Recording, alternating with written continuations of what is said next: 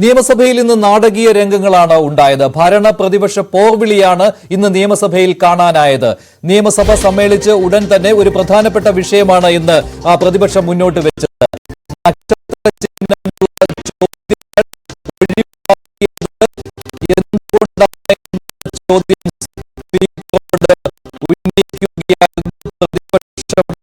ചെയ്തത് പക്ഷേ പ്രാധാന്യമുള്ള ചോദ്യങ്ങൾ ഒഴിവാക്കിയിട്ടില്ല എന്ന മറുപടിയാണ് സ്പീക്കർ നൽകിയത്. ചോദ്യോത്തരവേള ഇന്ന് പ്രതിപക്ഷം ബഹിഷ്കരിക്കുകയായിരുന്നു. അതിനുശേഷം മലപ്പുറം പരാമർശം അടിയന്തര പ്രമേയമായി ചർച്ച ചെയ്യാം എന്നുള്ള കാര്യം മുഖ്യമന്ത്രി നിയമസഭയെ അറിയിച്ചു. എന്നാൽ അതിനുശേഷം പ്രതിപക്ഷവും ഭരണപക്ഷവും തമ്മിലുള്ള വാക്പോര് തുടരുകയായിരുന്നു. സ്പീക്കറെ പ്രതിപക്ഷ നേതാവ് അപമാനിച്ചു എന്ന് ഭരണപക്ഷം ചൂണ്ടിക്കാണിക്കുകയുണ്ടായി. അതിനിടെയാണ് മുഖ്യമന്ത്രിയും പ്രതിപക്ഷ നേതാവും നേർക്കുനേർ വാക്പോരിൽ ഏർപ്പെട്ടത്. നിലവാരമില്ലാത്ത പ്രതിപക്ഷ നേതാവാണ് എന്ന് എം ബി രാജേഷ് നിയമസഭയിൽ പറഞ്ഞിരുന്നു. ഇതിനെ പിന്താങ്ങിക്കൊണ്ട് മുഖ്യമന്ത്രിയും അതേ രീതിയിൽ തന്നെ വി ഡി സതീശനെതിരെ പരാമർശം ഉന്നയിച്ചു. എന്റെ നിലവാരം അളക്കാൻ വരേണ്ട എന്നുള്ള മറുപടിയാണ് മുഖ്യമന്ത്രിക്ക് പ്രതിപക്ഷ നേതാവ് നൽകിയത്. അതിനിടെയാണ് പ്രതിപക്ഷം സ്പീക്കറുടെ ഡയസിലേക്ക് കടക്കുവാനുള്ള ശ്രമം നടത്തിയത്. അതിന്റെ ദൃശ്യങ്ങളാണ് കാണുന്നത്.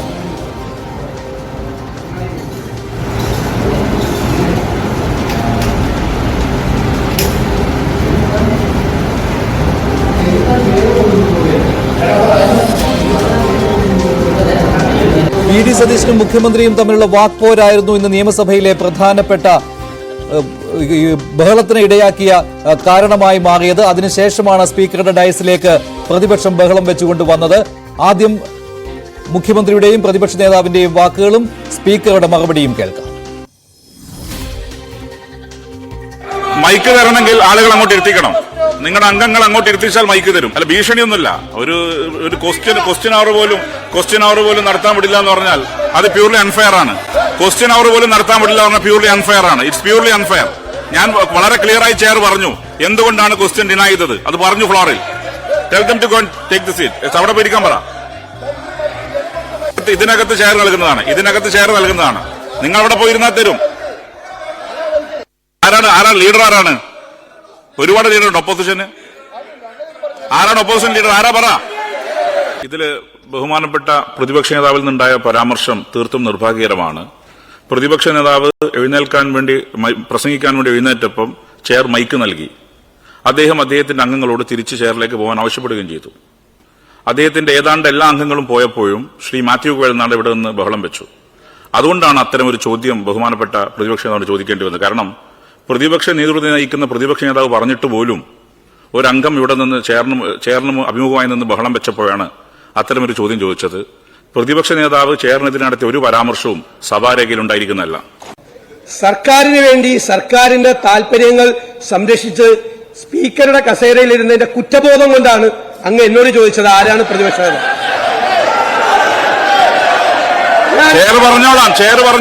ചെയർ പറഞ്ഞോളാം. I register my strong protest. There is an impropriety in your question. There is an impropriety. സ്പീക്കറുടെ കസേരയിൽ ഇരുന്നുകൊണ്ട് അങ്ങ് പ്രതിപക്ഷ നേതാവ് ആരാണ് എന്ന് ചോദിച്ചത് അങ്ങയുടെ പക്വതയില്ലായ്മയായിട്ട് തെളിയിക്കുന്നത് എന്ന് പറയേണ്ടി വന്നതിൽ എനിക്ക് ദുഃഖമുണ്ട്. ഇവിടെ ഞങ്ങൾ അങ്ങ് ഒരിക്കലും ചോദിക്കാൻ പാടില്ലാത്ത ഒരു സ്പീക്കറും ആ കസേരയിൽ നിന്ന് ചോദിക്കാത്ത ചോദ്യമാണ് ചോദിച്ചത്. സ്പീക്കർ പദവിക്ക് അപമാനകരമായ ചോദ്യമാണ് അങ്ങ് ഉന്നയിച്ചത്. ഇവിടെ അങ്ങ് കൂട്ടുകയാണ്. ഈ സർക്കാരിന്റെ എല്ലാ വൃത്തികേടുകൾക്കും കൂട്ടുനിന്ന് പ്രതിപക്ഷത്തിന്റെ അവകാശങ്ങളാണ് അങ്ങ് ഹനിച്ചത്. സാർ, അതുകൊണ്ട് ഞങ്ങൾ ഈ ചോദ്യോത്തര വേള ബഹിഷ്കരിക്കും. ഒന്ന് കേൾക്കണം ബഹുമാനപ്പെട്ട പ്രതിപക്ഷ നേതാവ്. ഏതായാലും ഫ്ലോറിൽ ഡോക്യുമെന്റ് ചെയ്യേണ്ടതാണല്ലോ. ചെയർ പറയാം. യെസ്.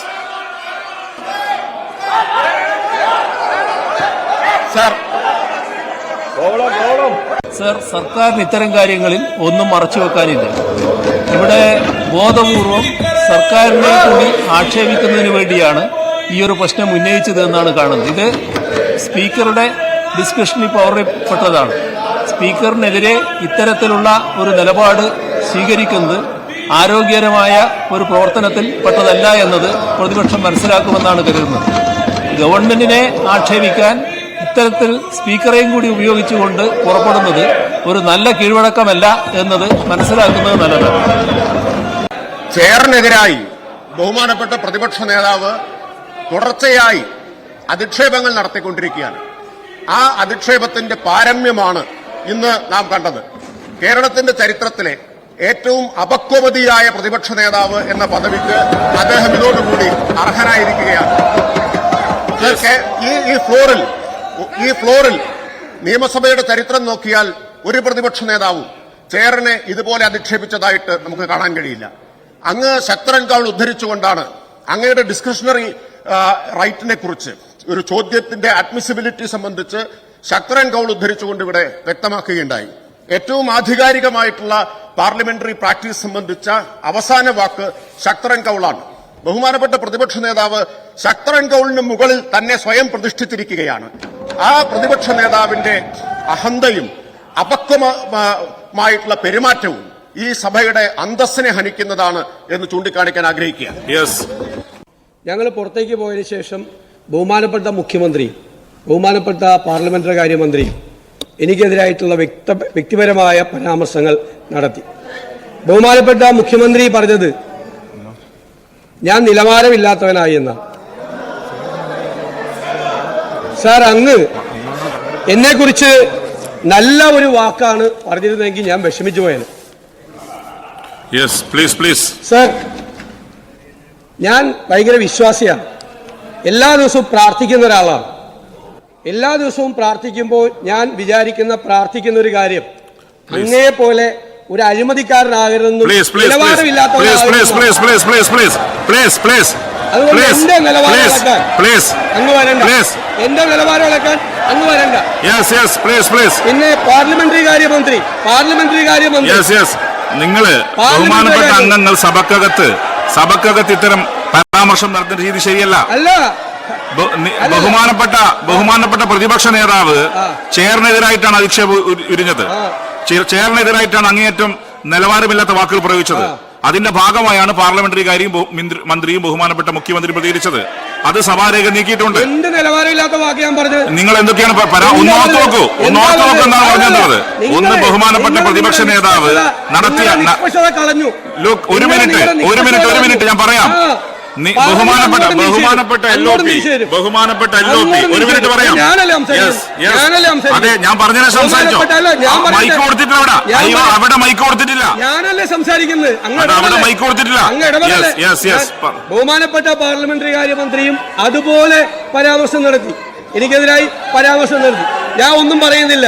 എല്ലാവരെയും കൂട്ടിയോജിപ്പിച്ചുകൊണ്ട് പോകേണ്ട ഒരാളാണ് പാർലമെന്ററി കാര്യമന്ത്രി. ദൗർഭാഗ്യവശാൽ അദ്ദേഹത്തിന്റെ വകുപ്പ് പോലും ഭരിക്കാൻ ശേഷിയില്ല, വേറെ ആളുകളാണ് ഭരിക്കുന്നത്. അതുകൊണ്ട് അവരൊന്നും ഞങ്ങളെ അളവെടുക്കണ്ട. സാർ, ഈ സഭയിൽ MP രാഘവനെ തല്ലിച്ചതച്ചിട്ടില്ലേ? അന്ന് ആരായിരുന്നു പാർലമെന്ററി പാർട്ടി ലീഡർ? ഈ സഭ തല്ലിപ്പൊളിച്ചപ്പോ പുറത്തു നിന്ന് അതിന് ഒത്താശ കൊടുത്ത ആരാണ്?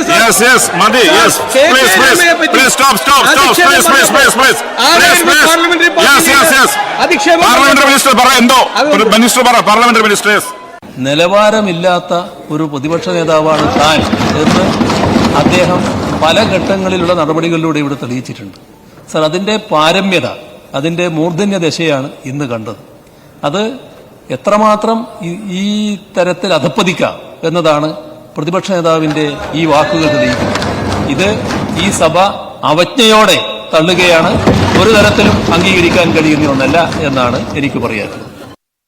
വാക്പോരാണ് ഇപ്പോൾ കേട്ടത്. ഇതിൽ മുഖ്യമന്ത്രിയും പ്രതിപക്ഷ നേതാവും നേർക്കുനേർ പരസ്പരം ആരോപണങ്ങൾ ഉന്നയിക്കുകയായിരുന്നു. നിലവാരമില്ലാത്ത പ്രതിപക്ഷ നേതാവാണ് എന്ന് മുഖ്യമന്ത്രിയുടെ പരാമർശം, ഇത് ചോദ്യോത്തരവേള ബഹിഷ്കരിച്ച പ്രതിപക്ഷ നേതാവിനെതിരെയുള്ള പരാമർശമായിട്ട് അദ്ദേഹം പിന്നീട് സഭയിൽ വന്നപ്പോൾ അവതരിപ്പിക്കുകയും ചെയ്തു. അത് ശക്തമായ ഒരു മറുപടി തന്നെ VD സതീശൻ നൽകുകയും ചെയ്തു. താൻ എല്ലാ ദിവസവും പ്രാർത്ഥിക്കുന്നയാളാണ്, മുഖ്യമന്ത്രിയെ പോലെ അഴിമതിക്കാരനും നിലവാരമില്ലാത്തയാളും ആകരുതേ എന്നാണ് പ്രാർത്ഥിക്കുന്നത് എന്നാണ് VD സതീശൻ മറുപടി നൽകിയത്. ഇതിനിടയിലാണ് മലപ്പുറം പരാമർശം, മുഖ്യമന്ത്രിയുടെ മലപ്പുറം പരാമർശം നിയമസഭ നിർത്തിവെച്ച് ചർച്ച ചെയ്യാം എന്ന് സമ്മതിച്ചത്. സർക്കാർ അത് സമ്മതിച്ചിരുന്നു, മുഖ്യമന്ത്രി ഇക്കാര്യം നിയമസഭയെ അറിയിച്ചിരുന്നു. എന്നാൽ ആ ചർച്ച നടന്നില്ല എന്നതും ഇന്നത്തെ ഈ ബഹളത്തിന്റെ ബാക്കി പത്രമായി മാറിയിരിക്കുകയാണ്. കൂടുതൽ വിവരങ്ങളുമായി വി അരുൺ ചേരുകയാണ് നിയമസഭയിൽ നിന്ന്. അരുൺ, ഇന്ന് ഈ മലപ്പുറം പരാമർശം ചർച്ച ചെയ്യണം എന്നാവശ്യപ്പെട്ടത് പ്രതിപക്ഷമായിരുന്നുവല്ലോ. പക്ഷേ പ്രതിപക്ഷ ബഹളത്തിൽ തന്നെ നിയമസഭ പിരിഞ്ഞതോടുകൂടി അങ്ങനെ ഒരു ചർച്ച ഇന്ന് നടന്നതുമില്ല. അതുകൊണ്ട് തന്നെയാണല്ലോ മന്ത്രിമാർ പിന്നീട് പറഞ്ഞത് ഇങ്ങനെ ഒരു ചർച്ച നടക്കാതിരിക്കുന്നതിന് വേണ്ടിയാണ് പ്രതിപക്ഷം ഇത്തരത്തിലുള്ള ബഹളം നിയമസഭയിൽ കാട്ടിയത് എന്ന്. ശരിക്കും നിയമസഭ ഇന്നത്തേക്ക് പിരിയണം എന്നുള്ള ആഗ്രഹത്തിൽ പ്രതിപക്ഷം ഇറങ്ങിയതാണോ? അങ്ങനെ കണക്കാക്കാൻ ബുദ്ധിമുട്ടുള്ള കാര്യമല്ലേ? കാരണം ചർച്ച നടക്കണം എന്നുള്ളത് പ്രതിപക്ഷത്തിന്റെ കൂടി ആവശ്യമായിരുന്നുവല്ലോ.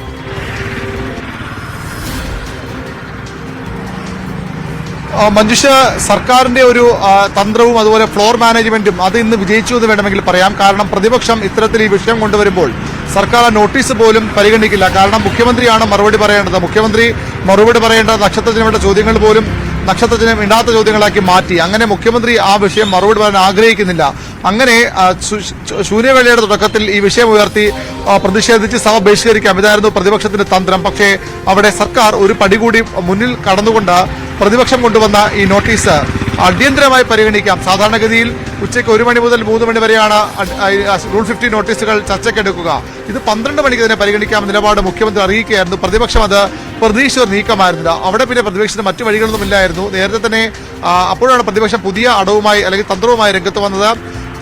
തനിക്കെതിരെ മുഖ്യമന്ത്രിയും പാർലമെന്ററി മന്ത്രിയും നടത്തിയ പരാമർശങ്ങൾ, സ്പീക്കർക്ക് അതിലുള്ള ഇടപെടൽ എല്ലാം കൂടി പരിഗണിച്ചുകൊണ്ട് ശക്തമായ പ്രതിഷേധവുമായി പ്രതിപക്ഷ നേതാവ് രംഗത്ത് വന്നു. സ്പീക്കറെ നിങ്ങളെന്ന് അഭിസംബോധന സംസാരിച്ചു. അപ്പോൾ തന്നെ ഭരണപക്ഷത്തിന്റെ മൂഡ് മറ്റൊരു തലത്തിലേക്ക് മാറി. മുഖ്യമന്ത്രിക്കെതിരായ രൂക്ഷ വിമർശനം കൂടിയായപ്പോൾ ഭരണപക്ഷം അതിൽ കയറി പിടിച്ചു. അങ്ങനെ ഭരണപ്രതിപക്ഷ പൗരസഭയിൽ ശക്തമായി തന്നെ തുടർന്നു. അതിനിടയിലാണ് ഈ പ്രതിപക്ഷ അംഗങ്ങൾ സ്പീക്കറുടെ മുഖം മറച്ചുകൊണ്ടുള്ള പ്രതിഷേധവുമായി എത്തിയത്. അപ്പോൾ സർക്കാരും ഒന്ന് മാറ്റിപ്പിടിച്ചു. അങ്ങനെയെങ്കിൽ ചർച്ചയ്ക്കെടുക്കുന്നതിന് പകരം ഈ വിഷയത്തിൽ തന്നെ നിലപാട് ശക്തമാക്കിക്കൂടെ എന്നൊരു ലക്ഷ്യം ഭരണപക്ഷത്തുമുണ്ടായി. അവിടെയാണ് അസാധാരണമായ സംഭവങ്ങൾക്ക് സഭ സാക്ഷിയായത്. സ്പീക്കറുടെ മുഖം മറയ്ക്കരുന്ന് മുഖ്യമന്ത്രി ആവശ്യപ്പെട്ടുകൊണ്ടൊരു പ്രതിപക്ഷങ്ങൾ അതൊന്നുകൂടി അത് കടുപ്പിച്ചു. നേരത്തെ സ്പീക്കറുടെ ഡയസിലേക്കുള്ള പടിക്കെട്ടുകളിൽ ചവിട്ടുപടികൾ നിൽക്കുകയായിരുന്ന പ്രതിപക്ഷാംഗങ്ങൾ കൃത്യമായി നമുക്ക് ആ ദൃശ്യങ്ങളിൽ വ്യക്തമാണ്. ഇവിടെ കൃത്യമായൊരു സന്ദേശം മാത്യു കുഴൽനാടൻ ലഭിക്കുന്നു. മാത്യു കുഴൽനാടനും IC ബാലകൃഷ്ണനും അൻവർ സാദത്തുമാണ് ആ പടികളുടെ മുകൾ തട്ടിൽ നിന്നിരുന്നത്. അവിടെ നജീബ് കാന്തപുരവും ഉമാ തോമസും അടക്കം വിൻസെന്റ് അടക്കമുള്ളവരും ഉണ്ടായിരുന്നു. അതിനിടയിലാണ് കൃത്യമായൊരു സന്ദേശം കുഴൽനാടൻ ലഭിക്കുകയും കുഴൽനാടൻ സ്പീക്കറുടെ സമീപം നിന്ന മാർഷലിനെ കണ്ണു വെട്ടിച്ചുകൊണ്ട് സ്പീക്കറുടെ കസേരയ്ക്ക് പുറകിലേക്ക് ഓടുകയും ചെയ്തത്. അവിടെ നിന്ന് കുഴൽനാടനെ വാച്ചാൻപാട് മാർഷൽ തൂക്കിയെടുക്കുന്നു, തൂക്കിപ്പിടിക്കുന്നു, താഴേക്ക് തള്ളിമാറ്റാൻ ശ്രമിക്കുന്നു. അവിടെ വെച്ച് മറ്റ് MLA മാർ കൂടി ഇടപെടുകയും അവിടെ ഒരു ഉന്തും തള്ളുമായി കാര്യങ്ങൾ കലാശിക്കുകയുമായിരുന്നു. അതോടുകൂടി സഭ നടത്തിക്കൊണ്ടുപോകാൻ കഴിയാത്ത സാഹചര്യമുണ്ട്. അതിനിടയിൽ ഭരണപക്ഷത്ത് നിന്ന് മന്ത്രി V ശിവൻകുട്ടി മുന്നിലേക്ക് ഇറങ്ങി വരുന്നത് കാണാമായിരുന്നു. മുഖ്യമന്ത്രി പ്രസംഗത്തിനിടെ തന്നെ ഒരു കൈകൊണ്ട് ശിവൻകുട്ടിയെ തടഞ്ഞു നിർത്തുന്നു. അത് ശിവൻകുട്ടിക്ക് മുഖ്യ സന്ദേശം മനസ്സിലായി മുന്നോട്ട് പോകേണ്ട. ശിവൻകുട്ടി പിന്നിലേക്ക് മാറുന്നു. മുഹമ്മദ് റിയാസ് അടക്കം മുന്നിലേക്ക് വരുന്നെങ്കിലും അവരാരും പ്രതിപക്ഷത്തിന് അടുത്തേക്ക് എത്താൻ തയ്യാറായില്ല, അല്ലെങ്കിൽ മുഖ്യമന്ത്രി അത് തടഞ്ഞു. അങ്ങനെ സഭ നിർത്തിക്കൊണ്ടുപോകാൻ കഴിയാത്ത സാഹചര്യമായിരുന്നു. അവിടെ സഭാ നടപടികൾ തടസ്സപ്പെടുകയും സഭ നിർത്തിവെക്കുകയും അല്ലെങ്കിൽ ഇന്നത്തേക്ക് പിരിയുകയുമായിരുന്നു. പക്ഷേ ഇക്കാര്യത്തിൽ ഇവിടെ സ്പീക്കറിനെതിരെ നിങ്ങൾ എന്നുള്ള പരാമർശത്തോടു കൂടിയാണ് VD സതീശൻ സംസാരിച്ചത്. അപ്പോൾ ഈ സ്പീക്കർക്കെതിരെ ഇത്തരത്തിലുള്ള പ്രതിഷേധങ്ങൾ നടത്തിയത് ഇത് നടപടി പോലും ക്ഷണിച്ചു വരുത്താവുന്നതാണല്ലോ. അപ്പോൾ അങ്ങനെ ഒരു നടപടിയിലേക്ക് പോകുമോ? അക്കാര്യത്തിൽ എന്തെങ്കിലും തീരുമാനം വന്നിട്ടുണ്ടോ? ആ നടപടി പ്രതിപക്ഷം ആഗ്രഹിക്കുന്നു എന്നുള്ളതാണ് നമുക്ക് മനസ്സിലാകുന്നത്. കാരണം അവർക്ക് ഈ വിഷയം എന്തായാലും സഭയിൽ മലപ്പുറം വിഷയം വന്നോ ഇല്ലയോ എന്നുള്ളതല്ല. വന്നെങ്കിൽ ഒരുപക്ഷെ സർക്കാരിന് പറയേണ്ട കാര്യങ്ങൾ കൂടി ജനങ്ങളിലേക്ക് എത്തിയേനെ. പക്ഷെ അതുണ്ടായില്ല. പകരം മലപ്പുറം വിഷയത്തിൽ ശക്തമായി പ്രതിപക്ഷം ഇടപെട്ടു എന്ന ഒരു ധാരണ തന്നെയാണ് പൊതുസമൂഹത്തിൽ ഉണ്ടാവുക. അതവർക്ക് രാഷ്ട്രീയമായി ഗുണം ചെയ്യുന്നവർ കരുതുന്നു. അതിനൊപ്പം അതിന്റെ പേരിൽ പ്രതിപക്ഷത്തെ ഏതെങ്കിലും MLA മാർക്കെതിരെ സസ്പെൻഷൻ പോലുള്ള നടപടികൾ ഉണ്ടായാൽ അതും രാഷ്ട്രീയമായി ഗുണം ചെയ്യും. ഇന്ന് CPMന്റെ നിയമസഭാ കക്ഷി യോഗം ഇടതുമുന്നണിയുടെ നിയമസഭാ കക്ഷി അല്പസമയം മുമ്പ് AK സെല്ലിൽ അവസാനിച്ചു. ആദ്യം CPMന്റെ പിന്നീട് ഇടതുമുന്നണിയുടെയും ചേർന്നു. അവിടെ MLA മാരിൽ വലിയൊരു വിഭാഗം ശക്തമായ നടപടി വേണം, ഈ സ്പീക്കറുടെ ഡയസിൽ കയറിയതും സ്പീക്കറുടെ മുഖം മറച്ചുള്ള പ്രതിഷേധത്തിൽ ശക്തമായ നടപടി വേണമെന്ന ആവശ്യം ഉന്നയിച്ചു. പക്ഷേ മുഖ്യമന്ത്രി അവിടെ സ്വീകരിച്ച തന്ത്രം മറ്റൊന്നാണ്. അങ്ങനെ ഉടനടി ഒരു നടപടി വന്നാൽ അത് ഗുണം ചെയ്യില്ല, അത് രാഷ്ട്രീയമായി ഗുണം ചെയ്യാൻ പോകുന്ന പ്രതിപക്ഷത്തിനാണ്. മലപ്പുറം വിഷയത്തിൽ ഇപ്പോൾ തന്നെ ഭരണപക്ഷം പിൻനിരയിലാണ്, അല്ലെങ്കിൽ പ്രതിരോധത്തിലാണ്. അവിടെ അങ്ങനെ ആ വിഷയം ഉയർത്തി പ്രതിഷേധിച്ച പ്രതിപക്ഷ MLA-മാർക്കെതിരെ ഒരു നടപടി കൂടിയായാൽ അത് അവർക്ക് രാഷ്ട്രീയമായി ഗുണം ചെയ്യും. അതുകൊണ്ട് സ്പീക്കറോട് കൂടി ചർച്ച ചെയ്ത ശേഷം മതി അതിനൊരു തീരുമാനം. സഭയിൽ ഈ MLA-മാരെ സസ്പെൻഡ് ചെയ്യണമെങ്കിൽ ആ പ്രമേയം അവതരിപ്പിക്കേണ്ടത് ഭരണപക്ഷത്തു നിന്നാണ്. അതായത് ഈ സഭയുടെ ചട്ടങ്ങൾക്ക് വിരുദ്ധമായി, അച്ചടക്കത്തിന് വിരുദ്ധമായി പ്രവർത്തിച്ച MLA-മാരെ സസ്പെൻഡ് ചെയ്യണമെന്ന പ്രമേയം കൊണ്ടുവരേണ്ടത് സഭാനാഥനായ മുഖ്യമന്ത്രിയാണ്. അങ്ങനെ ഒരു പ്രമേയം വന്നാൽ മാത്രമേ സ്പീക്കർ അതുമായി മുന്നോട്ട് പോവുകയുള്ളൂ. സ്പീക്കർ സ്വമേധയാ ഇതിലൊരു നടപടിയിലേക്ക് കടക്കില്ല. അതുകൊണ്ട് തന്നെ ഇപ്പോൾ നമുക്ക് മനസ്സിലാവുന്നത് അങ്ങനെ ഒരു നടപടി പ്രതിപക്ഷം ആഗ്രഹിക്കുന്നുണ്ടെങ്കിലും അതിന് വഴങ്ങിക്കൊടുക്കാൻ ഭരണപക്ഷം തയ്യാറല്ല. അതുകൊണ്ട് തന്നെ ഈ MLA-മാർക്കെതിരെ സ്പീക്കറുടെ ഒരു റൂളിങ്ങോ താക്കീതോ അതിനപ്പുറത്തേക്ക് കാര്യമായ ഒരു നടപടി, സസ്പെൻഷൻ പോലുള്ള നടപടിയിലേക്ക് കടക്കാനുള്ള സാധ്യത കുറവാണ്. ശരി, അരുണാണ് വിവരങ്ങൾ നൽകിയത്. സ്പീക്കർക്കെതിരെ പ്രതിപക്ഷം പ്രതിഷേധിച്ചെങ്കിലും പ്രതിപക്ഷ അംഗങ്ങൾക്കെതിരെ നടപടിയുടെ ആവശ്യമില്ല എന്നുള്ള തീരുമാനത്തിലേക്കാണ് ഇപ്പോൾ ഭരണപക്ഷം വന്നിരിക്കുന്നത്. അതും പ്രതിപക്ഷം മുതലാക്കും എന്നുള്ള തന്ത്രപരമായ ഒരു നിലപാടെടുത്തിരിക്കുകയാണ് ഇപ്പോൾ ഭരണപക്ഷം. നിയമസഭ ഇന്നത്തേക്ക് പിരിഞ്ഞതിന് ശേഷം മന്ത്രിമാരാണ് ഭരണപക്ഷത്തെ പ്രതിരോധിക്കുന്നതിന് വേണ്ടി രംഗത്തെത്തിയത്. പ്രതിപക്ഷത്തിന്റെ ഭാഗത്ത് നിന്നുണ്ടായ ഗുരുതര വീഴ്ചയാണ് ഇന്ന് നിയമസഭയിൽ കണ്ടതെന്നാണ് മന്ത്രിമാർ പറഞ്ഞത്. MP രാജേഷും K രാജനും P രാജീവും മാധ്യമങ്ങളെ കാണുകയുണ്ടായി. ഇന്ന് നടക്കാനിരുന്ന ചർച്ച അതിൽ നിന്ന് ഒളിച്ചോടുവാനുള്ള ശ്രമമാണ് പ്രതിപക്ഷം നടത്തിയത് എന്നാണ് മന്ത്രിമാരുടെ ആരോപണം. 12 മണിക്ക് മുഖ്യമന്ത്രിയുടെ മലപ്പുറം പരാമർശത്തെക്കുറിച്ച് പ്രത്യേക ചർച്ച നിശ്ചയിച്ചിരുന്നതാണ്. ഉപക്ഷേപം അംഗീകരിക്കുകയായിരുന്നു ഇന്ന് നിയമസഭ. അതുകൊണ്ട് തന്നെ ആ ചർച്ച ഒഴിവാക്കുന്നതിന് വേണ്ടിയുള്ള ശ്രമം പ്രതിപക്ഷം നടത്തി എന്നുള്ള ആരോപണമാണ് മന്ത്രിമാർ ഉന്നയിച്ചത്. അവരുടെ വാക്കുകളിലേക്ക്. സാധാരണഗതിയിൽ ആ ചർച്ചയിലൂടെ ഇതേവരെ കെട്ടിപ്പൊക്കിയ പല നുണകളും തുറന്നു കാട്ടപ്പെടും എന്ന് അവർ ഭയന്നു. അടിയന്തര പ്രമേയ ചർച്ച എങ്ങനെയും ഒഴിവാക്കണം. അതിനുവേണ്ടിയാണ് യാതൊരു പ്രകോപനവുമില്ലാതെ സ്പീക്കറുടെ മേശപ്പുറത്തേക്ക് വരെ വലിഞ്ഞു കയറിക്കൊണ്ട് ഈ സഭാ നടപടികളാകെ അലങ്കോലമാക്കാനായിട്ട് ശ്രമിച്ചിട്ടുള്ളത്. അത്തരമൊരു പ്രകോപനം ഒരു തരത്തിലും ഒരു ഭാഗത്തുണ്ടായിട്ടില്ല. പ്രതിപക്ഷം ഇന്ന് തുറന്നു കാണിക്കപ്പെട്ടിരിക്കുകയാണ്. ഇതുവരെ കഴിഞ്ഞ കുറച്ച് ദിവസമായി പ്രതിപക്ഷം കെട്ടിപ്പൊക്കിക്കൊണ്ടുവന്ന നുണക്കോട്ടകളെല്ലാം നിയമസഭയുടെ തലത്തിൽ ഫ്ലോറിൽ തകർന്നടിയുന്ന കാഴ്ചയാണ് നമ്മൾ കണ്ടത്. മാത്രമല്ല, ആ നുണകൾ കൊണ്ട് പിടിച്ചു നിൽക്കാൻ കഴിയാതെ ആത്മവിശ്വാസം നഷ്ടപ്പെട്ട പ്രതിപക്ഷം ഭീരുക്കളെ പോലെ സഭയിൽ നിന്ന് ഇറങ്ങി ഓടുന്ന കാഴ്ചയും നമ്മൾ കണ്ടു.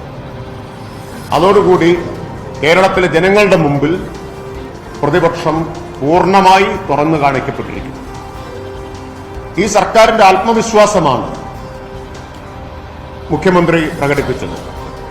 ഇവിടെ ശ്രീ P രാജീവ് പറഞ്ഞല്ലോ, അവരൊട്ടും പ്രതീക്ഷിച്ചതല്ല. അവർ പ്രതീക്ഷിച്ചത് ഈ അടിയന്തര പ്രമേയം ചർച്ചയ്ക്കെടുക്കാൻ ഒരിക്കലും ഗവൺമെന്റ് തയ്യാറാവില്ല എന്നതാണ്. മുഖ്യമന്ത്രിയെ കടന്നാക്രമിക്കാം എന്നാണ്.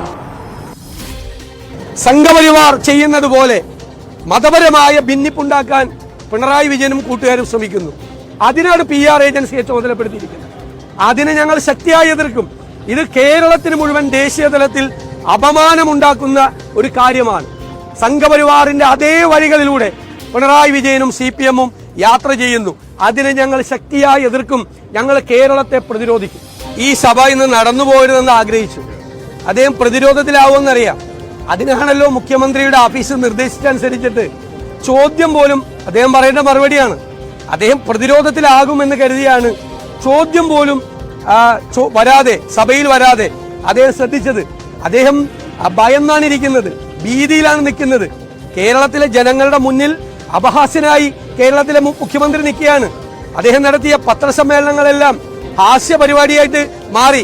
ചോദ്യങ്ങൾക്ക് ഉത്തരവില്ലാതെ അഹഹ എന്ന് മറുപടി പറയുന്ന മുഖ്യമന്ത്രിയായി കേരളത്തിലെ ജനങ്ങൾ അദ്ദേഹത്തെ പരിഹസിക്കുകയാണ്. ആ സ്ഥിതിയിലേക്ക് മുഖ്യമന്ത്രി തരം താഴ്ന്നു. അപ്പൊ അത് പറഞ്ഞപ്പോ അദ്ദേഹം പ്രകോപിതരായി. ഞങ്ങൾക്കെന്താ അദ്ദേഹം ആരെയാ പേടിപ്പിക്കുന്നത്? ഞങ്ങളെയാ? വേറെ ആളുകളെ നോക്കിയാൽ മതി. ഞങ്ങളൊന്നും ഈ മുഖ്യമന്ത്രിയുടെ ഉമ്മാക്കി കണ്ട് പേടിച്ചോടി പോകുന്നതല്ല. അവർ ചെയ്തുകൊണ്ടിരിക്കുന്ന ഓരോ കാര്യങ്ങളും അക്കമിട്ട് ഞങ്ങൾ ജനങ്ങളുടെ മുന്നിൽ അണിനിരത്തും. അത് ചോദ്യം ചെയ്യും. നിയമപരമായ നടപടികൾ ഞങ്ങൾ തേടും. വെറുതെ വിടാൻ ഉദ്ദേശിച്ചിട്ടില്ല. വിവാദ വിഷയങ്ങൾ മുഖ്യമന്ത്രിയും മന്ത്രിമാരും നേരിട്ട് മറുപടി പറയേണ്ട നക്ഷത്ര ചിഹ്നമുള്ള ചോദ്യങ്ങളാക്കി ഉന്നയിക്കുവാനുള്ള അവകാശം നഷ്ടപ്പെടുത്തിയെന്നാണ് പ്രതിപക്ഷത്തിന്റെ ആരോപണം. സ്പീക്കർ ഇതിന് അനുമതി നൽകാത്തതാണ് പ്രതിപക്ഷത്തിന്റെ പ്രതിഷേധം തുടങ്ങാൻ കാരണമായത്. പിന്നീട് നിലവാര തകർച്ചയെക്കുറിച്ചുള്ള പരാമർശങ്ങൾ അത് മുഖ്യമന്ത്രി പ്രതിപക്ഷ നേതാവിനെതിരെ ഉന്നയിച്ചു. പ്രതിപക്ഷ നേതാവ് തിരിച്ചും ഉന്നയിച്ചു. ഇന്ന് നിയമസഭയിൽ നടന്ന സംഭവങ്ങൾ ദേശീയ വിഷയമാക്കി മാറ്റുവാനുള്ള ശ്രമത്തിലാണ് കോൺഗ്രസ്. ഇന്ന് കെ സി വേണുഗോപാൽ ഇതേക്കുറിച്ച് പ്രതികരിച്ചിരുന്നു. അതിലേക്ക് നിലവാരമില്ലാത്ത പ്രതിപക്ഷ നേതാവെന്നാണ് പറഞ്ഞിരിക്കുന്നത്. കേരളത്തിന്റെ ചരിത്രത്തിലെ മുഖ്യമന്ത്രിയും സ്പീക്കറും അടക്കം ഉന്നയിച്ച ആക്ഷേപമാണ്. അത് ശരി, ഏറ്റവും നിലവാരമില്ലാത്ത പ്രതിപക്ഷ നേതാവ്. നിലവാരമില്ലാത്ത മുഖ്യമന്ത്രി ഇത്തരം ആക്ഷേപങ്ങൾ ഉന്നയിക്കുന്നതാണ് തിരിച്ചു പറയാനുള്ളത്. കേരളത്തിൽ ഒരുപാട് മുഖ്യമന്ത്രിമാർ ഇരുന്നിട്ടുണ്ട്. സഖാവ് നമ്പൂതിരിപ്പാടും അച്യുത മേനോനും കരുണാകരനും നായനാറും ആർ ശങ്കറും ഒക്കെയുള്ള ഒരുപാട് പേരുന്ന കസേലയാണ്. ഇങ്ങനെ ഒരു പ്രതിപക്ഷ നേതാവിനെ കുറിച്ചിട്ട് ഒരു മുഖ്യമന്ത്രി അപ്പോൾ സ്വന്തം നിലവാരം തന്നെ മുഖ്യമന്ത്രി ഇത്തരം പറച്ചിലൂടെ പുറത്തു കൊണ്ടുവിടുന്നു. സിപിഎമ്മിനും മുഖ്യമന്ത്രിക്കുമെതിരായ മലപ്പുറം പ്രചാരണത്തിന് പിന്നിൽ UDF ജമാഅത്തെ ഇസ്ലാമി അജണ്ടയാണെന്ന് മന്ത്രി മുഹമ്മദ് റിയാസ്. മലപ്പുറം ഏതെങ്കിലും പ്രത്യേക മതത്തിന്റെയോ രാഷ്ട്രീയ പാർട്ടിയുടെയോ കുത്തകയല്ലെന്നും റിയാസ് ന്യൂസ് 18നോട് പറഞ്ഞു. മലപ്പുറം ജില്ലയെ CPM മുഖ്യമന്ത്രി അവമാനിക്കുന്നുവെന്നാണ് പ്രതിപക്ഷത്തിന്റെ പ്രധാന വിമർശനം. മലപ്പുറത്തിനെതിരായ മുഖ്യമന്ത്രിയുടെ ദ ഹിന്ദുവിലെ പരാമർശത്തിൽ തുടങ്ങി നിരന്തരമായി അത്തരമൊരു ആരോപണം പ്രതിപക്ഷം ഉന്നയിക്കുന്നതിപ്പോൾ നമ്മോടൊപ്പം മന്ത്രി മുഹമ്മദ് റിയാസ് ചേരുന്നു. എന്താണ് മലപ്പുറത്തെ ഇങ്ങനെ CPM ആക്രമിക്കുന്നെന്ന പരാതിയെപ്പറ്റി അങ്ങേക്ക് പറയാൻ? UDFന്റെ സ്ലീപ്പിംഗ് പാർട്ണറായ ജമാഅത്തെ ഇസ്ലാമി ഉൾപ്പെടെ ചേർന്നുകൊണ്ട് നടത്തുന്ന ഒരു പ്രചരണത്തിന്റെ ഭാഗമാണിത്. ഈ സ്വർണ്ണക്കടത്താണ് ഇപ്പോൾ ഒരു മുഖ്യമന്ത്രി വാർത്താ സമ്മേളനത്തിൽ മലപ്പുറത്തിന്റെ സ്വർണ്ണക്കടത്ത് കണക്ക് പറഞ്ഞു, സംസ്ഥാനം മൊത്തം പറഞ്ഞു, പ്രത്യേകം പറഞ്ഞു. അതുകൊണ്ട് ഈ അഭിമുഖത്തിൽ മുഖ്യമന്ത്രി പറയാത്ത കാര്യമെന്ന് പറയുന്നു. അത് വീണ്ടും വരുമ്പോഴാണ് ഈ വിഷയം വരുന്നത്. സ്വർണ്ണക്കടത്ത് മലപ്പുറത്ത് മാത്രം നിൽക്കുന്നതാണ്. അല്ല, അതിനെക്കുറിച്ചുള്ള കാര്യങ്ങൾ വിശദീകരിച്ചതാണ്. കാര്യങ്ങൾ വ്യക്തമായി അക്കമിട്ട് നിരത്തി കാര്യങ്ങൾ ചൂണ്ടിക്കാട്ടിയതാണ്. ഒരു വസ്തുതയെ വളച്ചൊടിക്കാനുള്ള ശ്രമമാണ് ഇതിൽ നടത്തിയിട്ടുള്ളത്. ആ ശ്രമം തുടരുകയാണ്.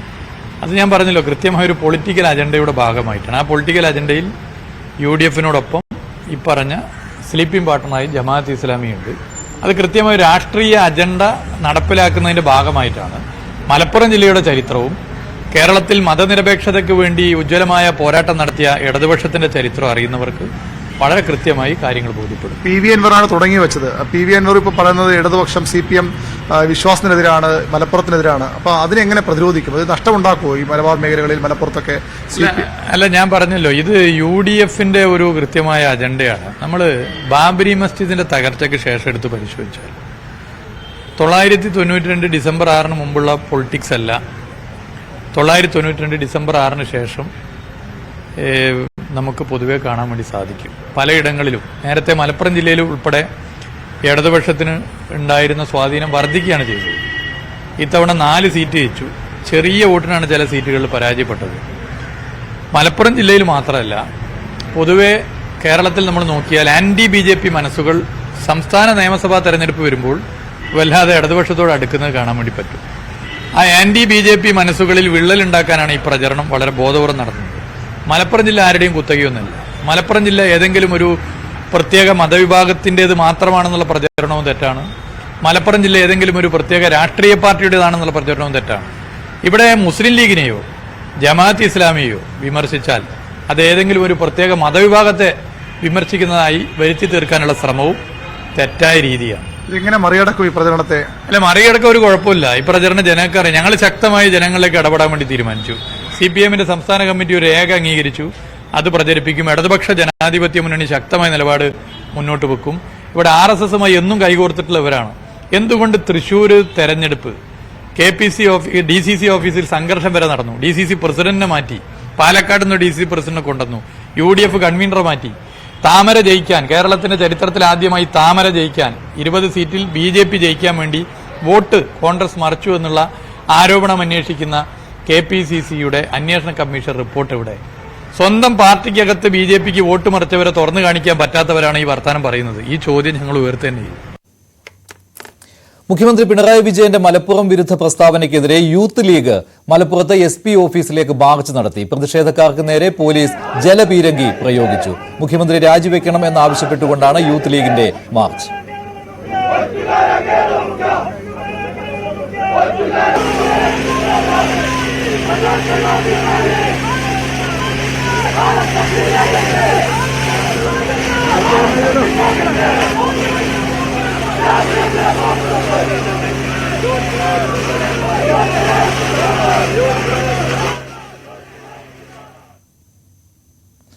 മറ്റു വാർത്തകളിലേക്ക്. MR അജിത് കുമാറിനെതിരെ നടപടി ഉണ്ടായോ എന്നുള്ള കാര്യത്തിൽ കൃത്യമായ വിശദീകരണം ഇതുവരെ സർക്കാർ നൽകിയിട്ടില്ല. നടപടിയാണോ അതോ ഒരു വെറും സ്ഥലം മാറ്റത്തിൽ ഒതുക്കിയോ എന്നുള്ള ആക്ഷേപമാണ് ഇപ്പോൾ ഉയർന്നുകൊണ്ടിരിക്കുന്നത്.